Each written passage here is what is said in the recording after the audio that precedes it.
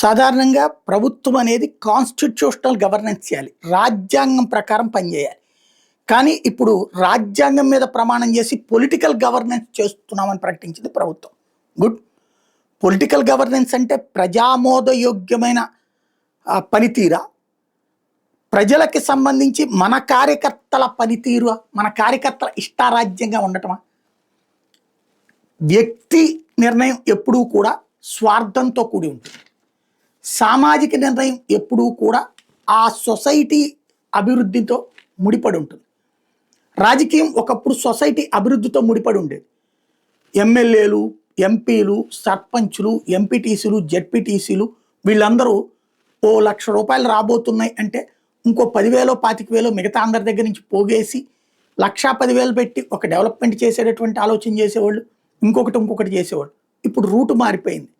₹1,00,000 వస్తుందంటే ₹10,000 పని జరిగి 90,000 దోచుకుంటున్నటువంటి రోజులు. అట్లాంటి సిచ్యుయేషనే రాజకీయాల మీద విరక్తి కలిగింది జనానికి. ₹1,00,00,000 అయ్యే పనిని ₹10,00,00,000 తినేస్తున్నటువంటి దశలో ఉద్యోగులు తినేస్తున్నారు, అధికారులు తినేస్తున్నారు, రాజకీయ నాయకులు తినేస్తున్నారు. చివరికి దోపిడీ చేసేస్తున్నటువంటి దశలో అసహ్యం పుడుతున్నటువంటి సిచ్యుయేషన్ ప్రజల్ది. అలాంటి సిచ్యుయేషన్లో పార్టీ కార్యకర్తల కోరిక కూడా ఎట్టుంటుంది?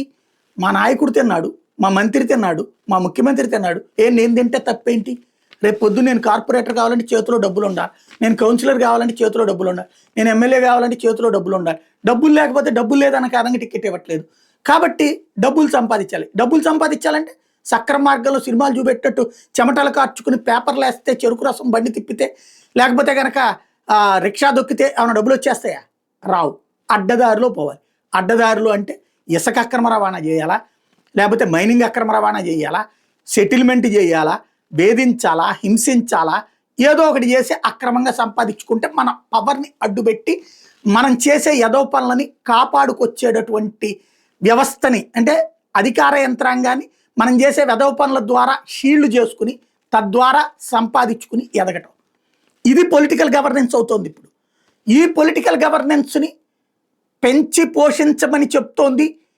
నీతులు, విలువలు, సంప్రదాయాల గురించి ఉపన్యాసాలు ఇస్తూ సుదీర్ఘకాలం పాటు ప్రజల్ని మొదట్లో పాజిటివ్గా చేసి ఆ తర్వాత ప్రజల్ని మోసం చేసినటువంటి ఈనాడు.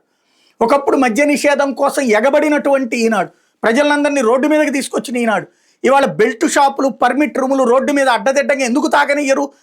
ఇష్టం వచ్చినటువంటి బ్రాండ్లు ఎందుకు తాగనియ్యరు? వాళ్ళని తాగనియ్యడం మీ బాధ్యత కదా అని చెప్పేసి వార్తలు రాయడం ద్వారా తన నైతికతని చంపేసుకున్న ఈనాడు చివరికి ప్రజాస్వామ్యాన్ని ఎలా చంపాలో చెప్తోంది.